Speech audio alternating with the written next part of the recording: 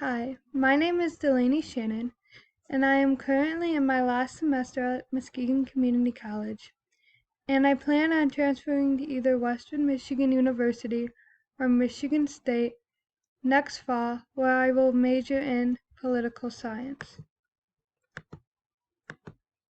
Aspects of geology that interest me. I'm really interested to learn more about natural disasters and the way in which geologists prepare people for them. Obviously, natural disasters are terrible things, and I think preparing people is super important so the damages aren't as bad and there's less fatalities. I'm also interested in learning more about the way in which geologists have an impact on renewable resources, like a way to manage them and stuff, because obviously more than ever these renewable resources are an important aspect of our society due to like the current global climate we're in. And I think knowing these skills would be very important and can impact our planet in a positive way. So this is what I think a geologist looks like.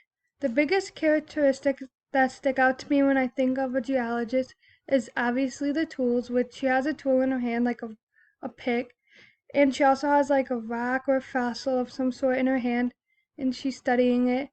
I also noticed how she had a backpack on, and as soon as I saw that, it just reminded me of like her probably having like multiple tools, like a magnifying glass, like just multiple things so she could further her study.